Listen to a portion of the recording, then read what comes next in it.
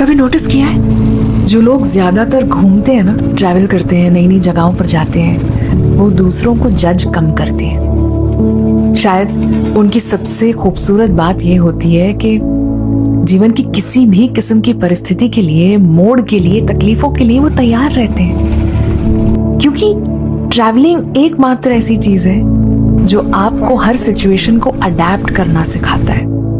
कहीं धूप ज्यादा है, कहीं प्लान में चेंजेस हो गए, कहीं प्लान में बिल्कुल नहीं था लेकिन कोई एक जगह इतनी अच्छी लग गई कि बस रुक गए पूरा दिन के लिए वहीं। You never know.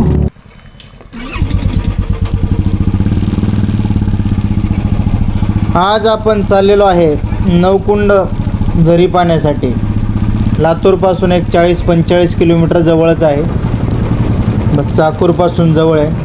घरणीपासून आपण लेफ्ट साईडला आतमध्ये गेल्यानंतर आपल्याला वडवळ नागनाथ येथूनच जवळ असलेली झरी हे पाहण्यासाठी जाणार आहे। आता आपण बाबळगाव नाका क्रॉस करून गरुड चौक मार्गे नांदेड रोडनी जाणार आहे। चला मग प्रवास अनुभवूयात तुम्ही आणि आपण सर्व मिळून प्रवास करूयात।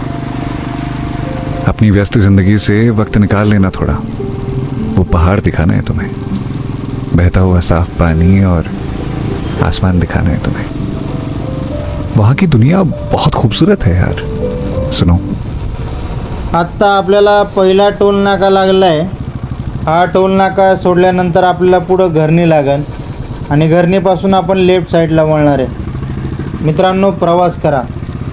रोज तुम्ही नाही पॉसिबल झालं आठवड्याला, महिन्याला 10 किलोमीटर, 50 जे काय होईल फिरा, घरातनं बाहेर पडा। कधी कधी आयुष्याच्या धावपळीत आपण स्वतःलाच हरवून बसतो। अशा वेळी प्रवास हा फक्त छंद राहत नाही, तर मनाला मिळणारा एक नवा श्वास बनतो।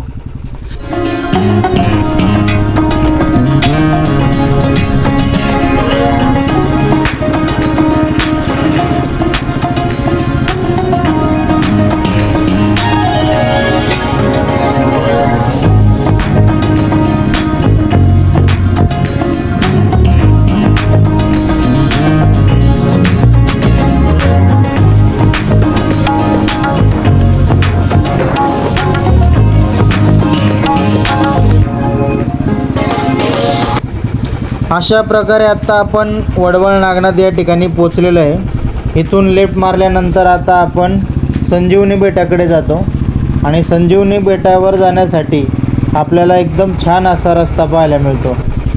तर पोचल्यानंतर आपण लेफ्ट साईडनी 2 व्हीलरवरती जाण्यासाठी रस्ता आहे। थोडा रिस्की पॅच आहे, पण जपून जावा। एक वेगळा अनुभव घ्यायचा असेल तर नक्की तो रोड ट्राय करा।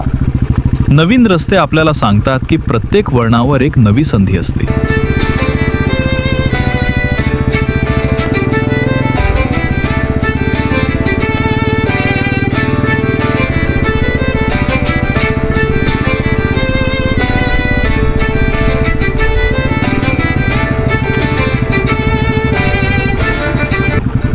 उंच डोंगर शिकवतात की शिखर गाठण्यासाठी संयम आणि जिद्द लागतं।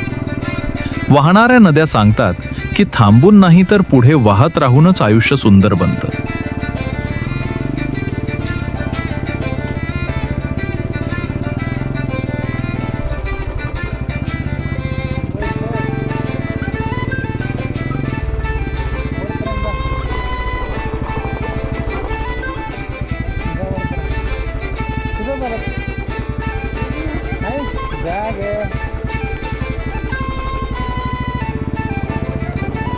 प्रवास आपल्याला बदलत नाही, तो आपल्यातील खरा माणूस जगासमोर आणतो।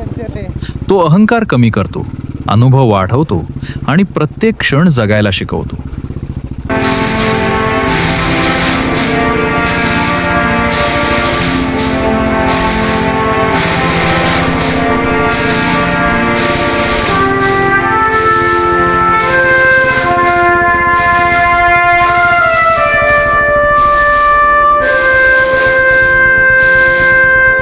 म्हणून पैसे कमवण्यासाठी जगू नका, तर आठवणी कमवण्यासाठीही जगा।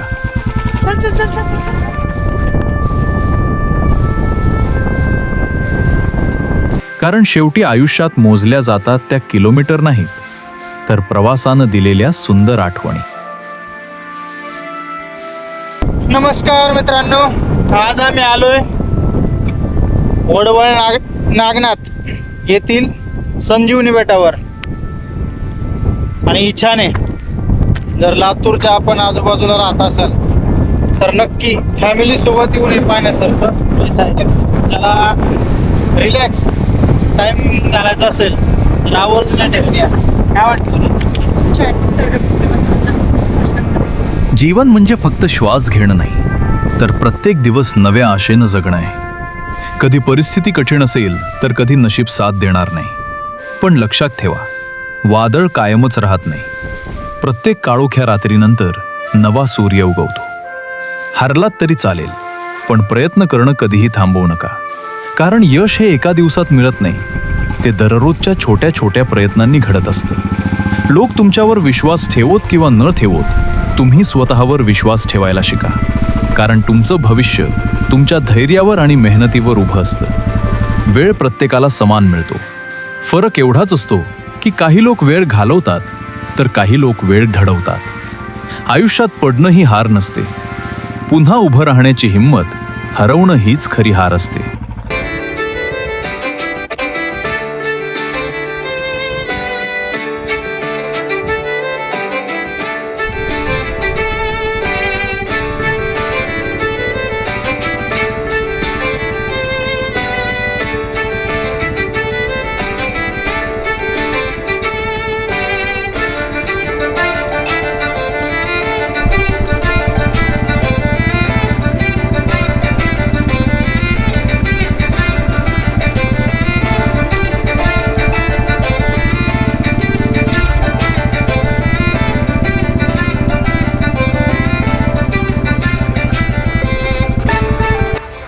वडवळ नागनाथ येथील आपल्याला हे स्वयंभू शंकराचं मंदिर पाहायला मिळतं, जे आपण संजीवनी बेटाकडे जाताना पाहू शकता तुम्ही. तर तुम्हाला आतमध्ये जाऊन दाखवतो. छान आहे मित्रांनो, नक्की आवर्जून आपण जर ह्या साईडला आलात तर ह्या साईडला आपल्याला अजून हे पाहायला मिळतात. शंकराच्या पिंडी तुम्ही पाहू शकता. आता हे आपल्या याच्याबद्दल काय एवढी आयडिया नाही आहे, पण हे झाडामध्ये भरपूर अशा पिंडी आपल्याला पाहायला मिळतात.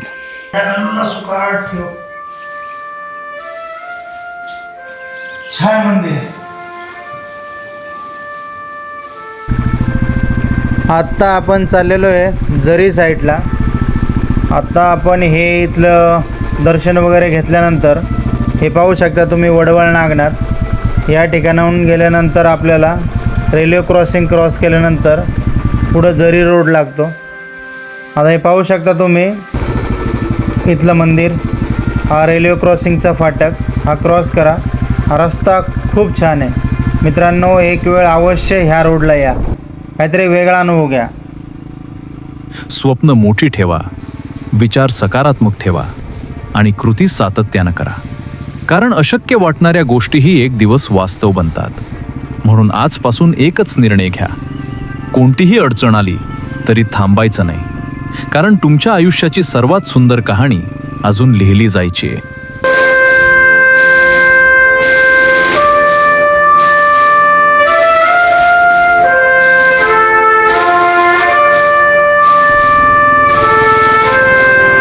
अशा प्रकारे आत्ता आपण झरी या ठिकाणी पोचलेलो आहोत.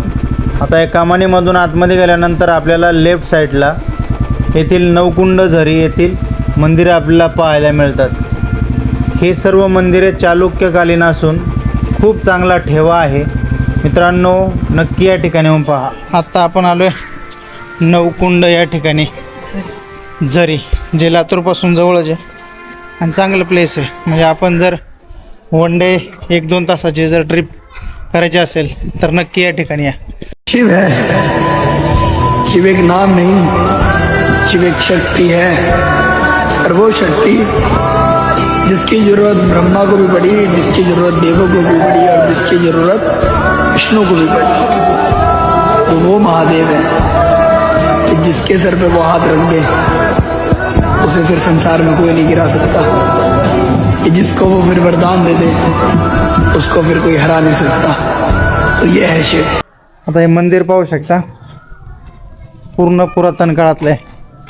झारी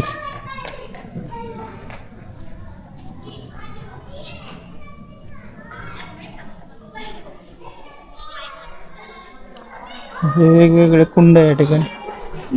हे ना इकडे मंदिर एक एक एक एक घेऊ. या शिळा त्याच्यावरती आपल्याला भरपूर असे काम केलेलं पाहायला मिळतं.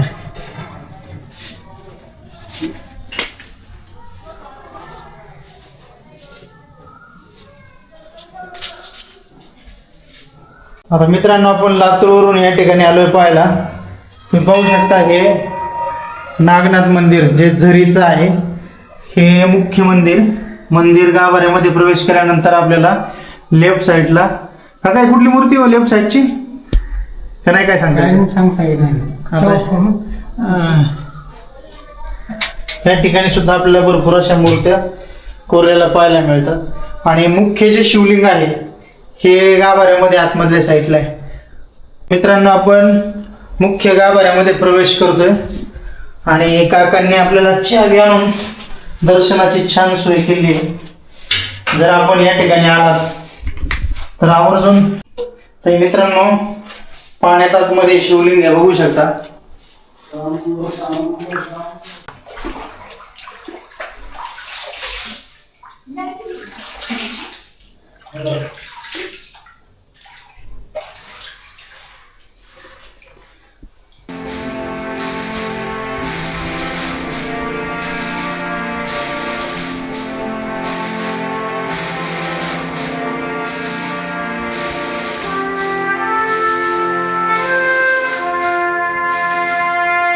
आता या ठिकाणच्या शिवलिंगाचं वैशिष्ट्य म्हणजे आपण पाहू शकता, शंकर पार्वती दोन शिवलिंग या ठिकाणी आपल्याला पाहायला मिळतात. आता एक सिद्धेश्वराचं मंदिर पाहू शकता आपण. खूप पुरातन मंदिर आपल्या ठिकाणी पाहायला मिळतात. आता ह्या मंदिराचे त्या आपल्याला एक शिलालेख पाहायला मिळतो. त्याच्यावरती आता काय लिहिलेलं आहे याची काय आयडिया नाही आहे, पण जर कोणाला काय माहीत असेल तर नक्कीच कमेंट करून सांगा. आता आपण या कुंडात उतरल्यानंतर आपल्याला या ठिकाणी विष्णूची मूर्ती तर पाहायला मिळते या ठिकाणी. त्याच्यानंतर इकडे एक मूर्ती आहे. तसेच या ठिकाणी असे टोटल मित्रांनो 9 कुंड आहे या ठिकाणी. म्हणून 9 कुंडांची झरी म्हणून ही या ठिकाणी आपल्याला पाहायला मिळते. असे भरपूर कुंड आहेत. इकडे सुद्धा पाहू शकता तुम्ही कुंड आहे. आता मित्रांनो, हे पाहू शकता नरसिंह मंदिर. खूप सुरेख असं मंदिर आहे. या मंदिरामध्ये आता प्रवेश केल्यानंतर आपल्याला नरसिंहाची मूर्ती पाहायला मिळते. या ठिकाणी एक आपल्याला आदिमाय शक्ती मंदिर पाहायला मिळते. हा एक कुंड वेगळा. असे टोटल हे 9 कुंड आहे म्हणून 9 कुंडाची झरी म्हणू शकता. आणि हे मल्लिकार्जुन मंदिरामध्ये आल्यानंतर आपल्याला लेफ्ट साईडला गणपती, हे कार्तिक स्वामींचं आपल्याला ही मूर्ती पाहायला मिळते. आणि हे आता आपण आता गाभाऱ्यात जाऊन हे मल्लिकार्जुन चे आपल्याला शिवलिंग पाहायला मिळतं. आणि याच्या बाजूला सुद्धा तुम्ही पाहू शकता, हा सुद्धा एक कुंड आहे.